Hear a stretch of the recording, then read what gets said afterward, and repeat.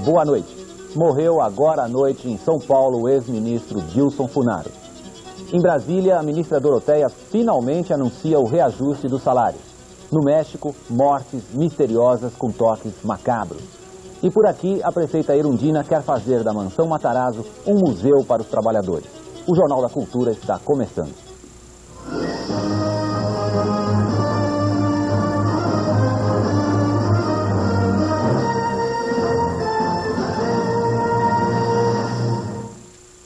Se você gosta de tango, a economia brasileira está ótima. Estamos vivendo dias argentinos. O dólar no paralelo mostra uma fúria de especulação e a aposta de que tudo vai dar errado. Pudera, governo e empresários definiram hoje o índice de reposição das perdas salariais com o Plano Verão. A ministra do Trabalho, Doroteia Werneck, e líderes empresariais reunidos na CNI em Brasília acertaram uma faixa de reposição entre 11,74% e 13,58%, sem repasses aos preços, mas ainda sem a concordância dos sindicatos. Até sexta-feira, o governo é que decide de que maneira vai impor esse aumento. A ministra do Trabalho se reuniu com os representantes das federações e confederações das indústrias, comércio, agricultura, bancos e transportes para dizer que, diante do impasse, o governo decidiu fixar o índice de reposição e fará o mesmo com a nova política salarial. Doroteia Werneck deu o recado, conversou um pouco e saiu. Os empresários começaram então uma conversa longa e difícil. Não houve unanimidade, sim um consenso, disse o representante da Fiesp, Roberto Delamana. Os empresários aceitaram os índices do governo. A reposição irá variar de 11,74% a 13,58%, dependendo da database de cada categoria. Eles querem agora que o governo promova ajustes no Plano Verão. Querem principalmente redução nas taxas de juros e realinhamento de preços. Os empresários dizem que a ministra acenou com tudo isso, mas Doroteia Werneck disse que não foi bem assim. Houve a apresentação por alguns dos empresários, reivindicações que lhes interessam diretamente, preços, juros. Isso foi discutido, obviamente foi deixado claro nessa reunião que todos nós sabemos muito bem que devemos entrar numa segunda fase do Plano Verão, onde todas essas questões serão tratadas. Não houve nenhum compromisso já colocado na mesa, na medida em que as questões ligadas ao Plano Verão são discutidas pelos ministérios da área econômica, com o presidente da República, e as decisões estão sendo analisadas. Não houve, insisto, na reunião de hoje, nenhum compromisso por parte do governo. Enquanto você espera pelo seu salário, pode comemorar por algum tempo, vai ser pouco, um índice de custo de vida que ficou abaixo da inflação oficial. A Ordem dos Economistas de São Paulo disse hoje que, para a classe média paulistana, a inflação em março foi de 5,44% contra os 6,09% oficiais. Esse índice vale para quem ganha de 6 a 33 salários mínimos. Mas atenção, em abril esse mesmo índice deve ir para os 9%. Nós acabamos tendo um peso muito grande, por exemplo, para a educação, coisa que nenhum outro índice mede tão bem quanto a gente, e um peso menor para aluguéis. Então, como o aluguel subiu muito e educação foi muito mais baixo devido a gente já estar no meio do semestre letivo, nós tivemos essa distorção. Nosso índice acabou ficando mais baixo do que a média dos outros. Isso significa que para a classe média a inflação não está tanta? Nesse mês em particular não foi tão elevada, mas para o mês de abril nós já estamos trabalhando com 8 a 9% de projeção. Depois das escolas particulares, é a rede pública de São Paulo que para amanhã. Os professores das escolas públicas decidiram fazer greve de 24 horas por um piso de 435 cruzados novos, reposição das perdas salariais e jornada de trabalho de 20 horas semanais. O Plano Verão não perdoa mesmo, ataca por todos os flancos, derruba os trabalhadores de um lado, do outro impede o avanço dos empresários. Com essa retração, só poderia cair o nível de atividade industrial no estado de São Paulo em fevereiro. Segundo o Departamento de Economia da Fiesp, a queda foi de 7,7% em relação a fevereiro do ano passado.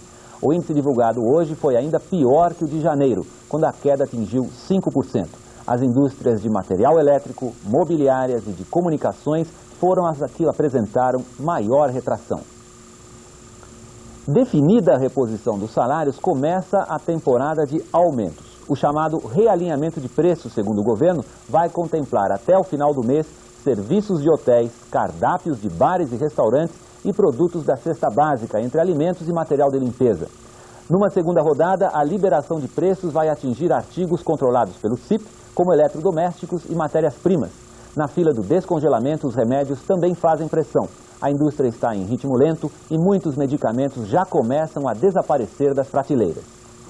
Desde o plano cruzado, a indústria farmacêutica reclama de dor de cabeça. Os empresários garantem que de 86 para cá só vem tendo prejuízo. Ou, nos melhores momentos, operam sem nenhuma margem de lucro. No ano passado, por exemplo, para uma inflação de 933%, os remédios subiram 863%.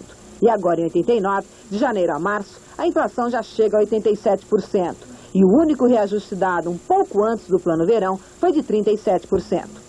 O Sintofarma, segundo o Laboratório Nacional, é quase que um parâmetro do que vem acontecendo com a indústria farmacêutica hoje. Seu faturamento vem caindo desde 1987. O endividamento já é de quase 3,5 milhões de cruzados novos. E no final de fevereiro, o laboratório foi obrigado a pedir sua concordata preventiva. Segundo o laboratório, a defasagem de preços vem aumentando ano a ano. E o CIP, Conselho Interministerial de Preços, não considera as planilhas reais de custos. O laboratório garante que, em média, 45% do faturamento é gasto em despesas financeiras. Além disso, de 40% a 50% da matéria-prima utilizada na fabricação dos remédios é importada. Logo, não está congelada. E nada disso, segundo o laboratório, entra nas planilhas do CIP. Por enquanto, além da concordata, alguns dos 33 produtos não estão mais sendo produzidos. Mas sem realinhamento de preços, a situação pode piorar ainda mais. Não temos condições de comprar matéria-prima para comercializar no preço CIP. Mas um preço médio, vamos dizer assim, por volta de 50%, nos manteria à tona, sem dúvida alguma. Mas se não houver aqui um estudo que viabilize a nossa permanência, daqui para frente será a falência. Nas farmácias, o consumidor já começa a notar a falta de alguns produtos. Por enquanto são poucos, na área de remédios neurológicos e cardiovasculares. Os outros ainda são encontrados com facilidade, mas os farmacêuticos já admitem que se nada mudar em um mês no máximo, aí sim a situação se complica para valer. E as farmácias voltam a viver o desabastecimento que tanto atrapalhou a saúde durante o plano cruzado. O governo toma algumas providências, faz uma correção neste plano e atende os trabalhadores, aqueles salários, atende aquelas indústrias que estão em dificuldade, ou nós vamos para o mesmo caminho e o plano então estará fadado a um fracasso total como estiveram os anteriores. Agora à noite, o diretor de marketing de uma das principais indústrias farmacêuticas, a Höchst do Brasil, nos informou que está atendendo aos pedidos de clientes num gesto de boa vontade. As indústrias acham que a situação está próxima do caos e dizem que é muito grande a defasagem entre os preços de custo e de venda, mas não há ainda perigo de desabastecimento. Quem investiu em dólar vai se dar mal. A ameaça é do secretário de Assuntos Econômicos do Ministério da Fazenda, João Batista Camargo. Ele participou hoje da reunião do Conselho Monetário Nacional e garantiu que o governo não pensa maxi desvalorizar o cruzado novo. A gente tem ouvido falar de muitos boatos, né, principalmente no âmbito do mercado paralelo, do dólar, de que nós estamos pensando numa maxi desvalorização, coisas desse tipo. Não é verdade. Não é verdade porque nós entendemos que a variação do câmbio tem que caminhar de acordo com o comportamento da balança comercial. E a balança comercial vai muito bem, o superávit comercial é muito bom. Se fizermos alguma coisa no câmbio, será alguma coisa muito pequena, mas muito pequena mesmo. O que eu posso garantir é que as pessoas que sentaram em cima de dólar, comprado no paralelo, ou estão sentando, vão se dar mal, vão perder dinheiro.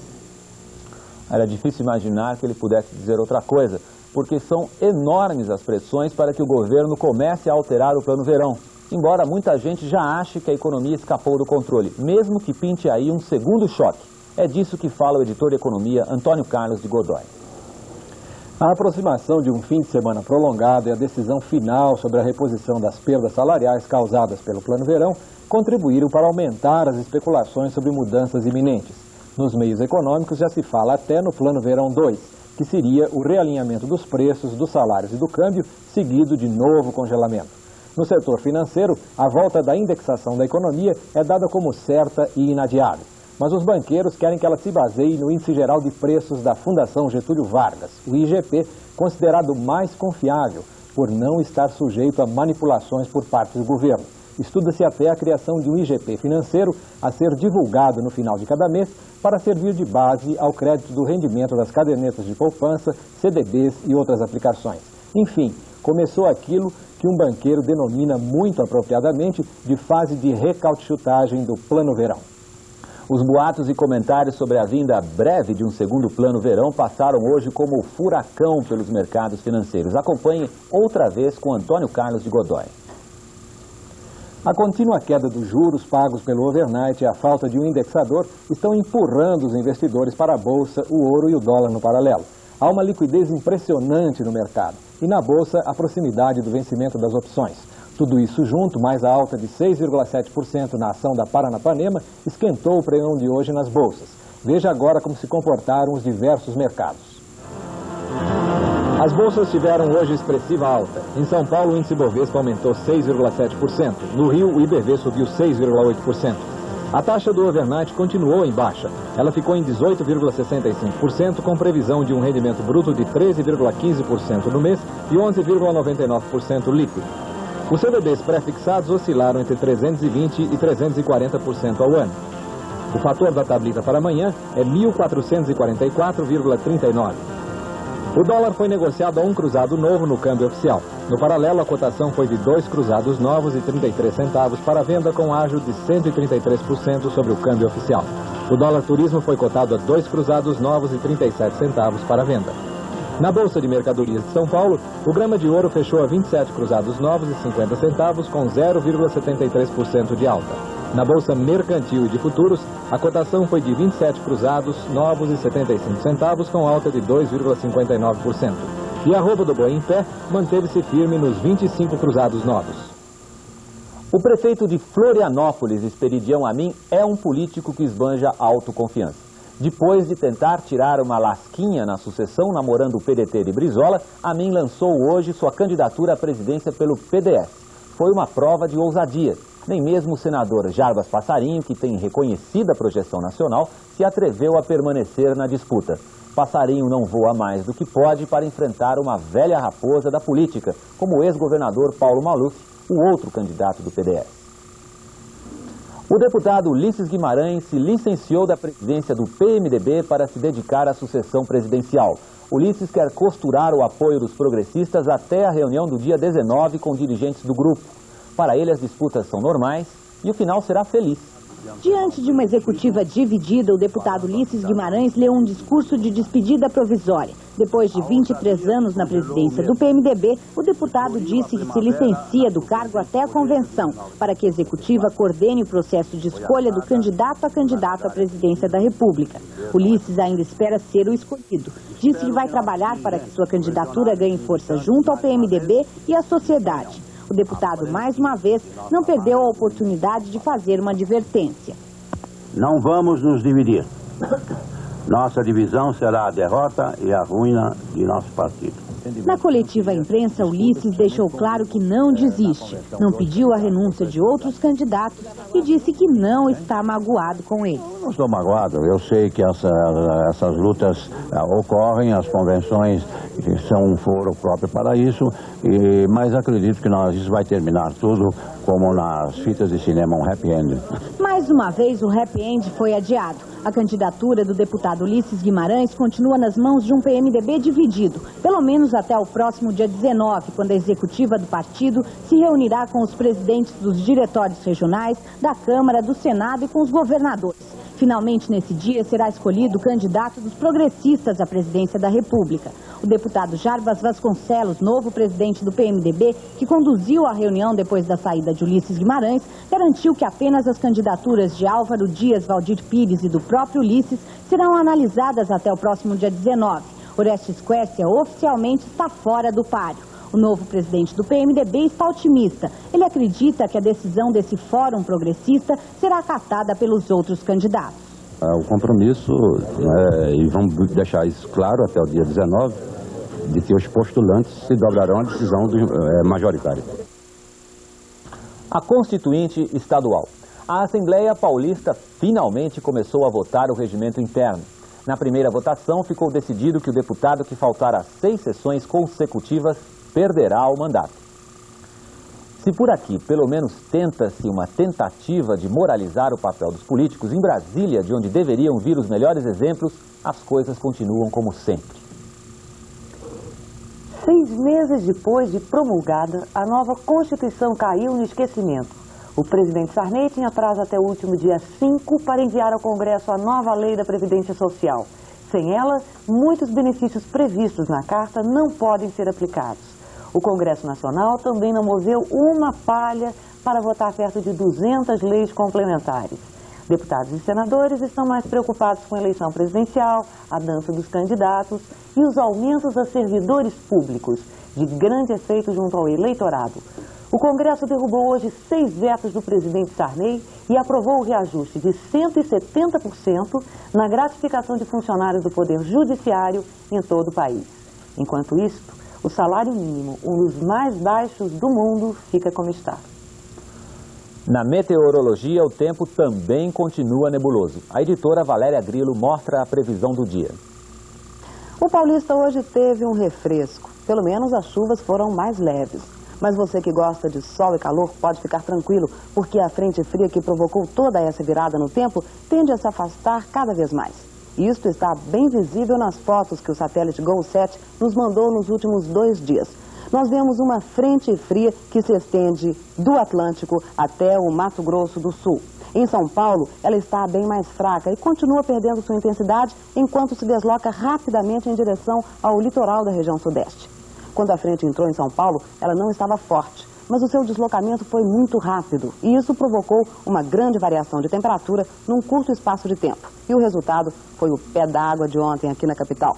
Mas agora à noite a situação já é bem outra. Na última foto do satélite, a frente está mais afastada no Atlântico, bem na altura do litoral do Rio de Janeiro.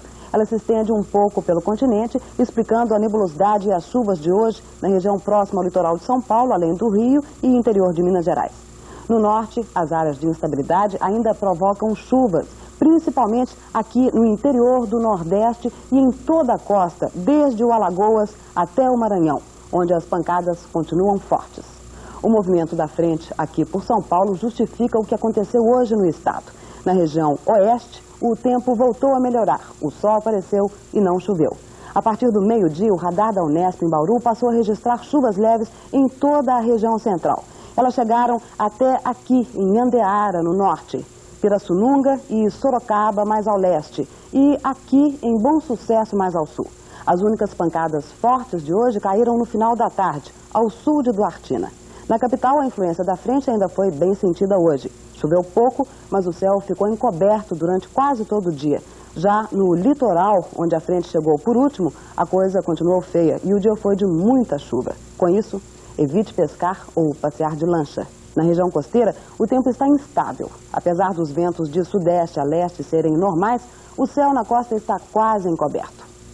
Bom, mas o que interessa é que a influência dessa frente tende a ser cada vez menor nas próximas horas. E você vai poder confirmar isso a partir de amanhã, principalmente no interior.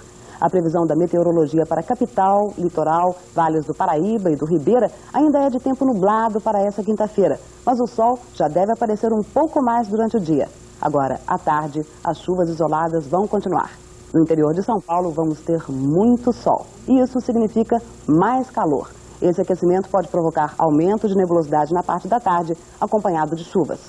O calor começa a aumentar de novo em todo o estado. Na capital, a temperatura amanhã vai ficar entre os 19 e os 30 graus. No litoral, também pode chegar aos 30, mas é no interior que a máxima deve alcançar os 32 graus.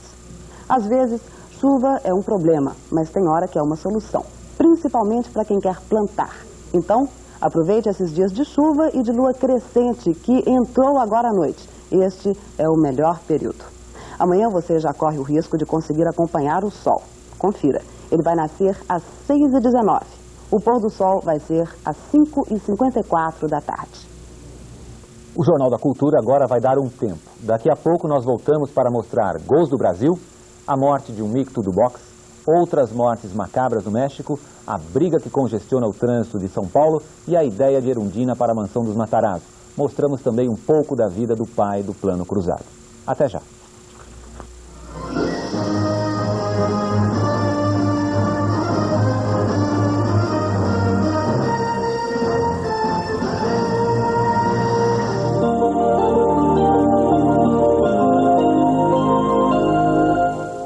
O assunto de hoje no Metrópolis continua sendo televisão, já que essa TV comercial que a gente conhece está completando 50 anos.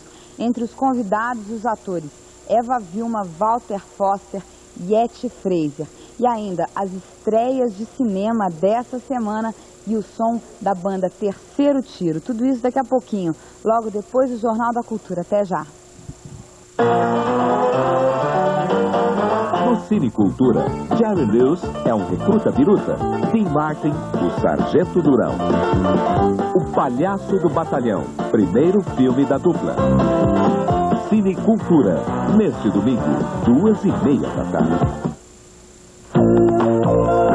Francesa em Ação, uma aprendizagem da língua e da cultura da França, através de filmes, shows de TV, comerciais, desenhos animados e romance.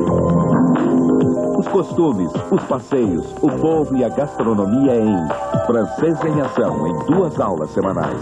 Toda terça e quinta, 6h30 da tarde e reprise no sábado, 11 da manhã.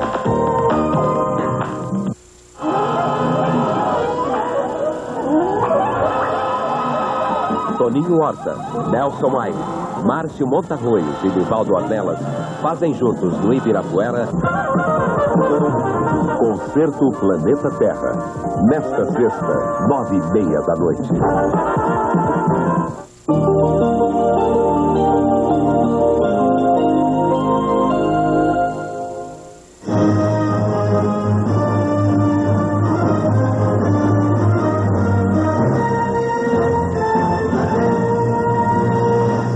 A seleção brasileira do técnico Sebastião Lazzaroni venceu, mas não convenceu.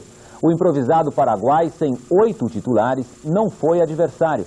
Mesmo assim, o Brasil se complicou para fazer 2-0. Em Teresina, só 2 aspectos positivos hoje à tarde. O estádio lotado, com 65 mil torcedores, e o fato dos gols acontecerem em jogadas pelas pontas. O primeiro gol foi de Cristóvão, aos 34 minutos. O meia do Grêmio aproveitou um cruzamento de Eduardo e marcou de cabeça.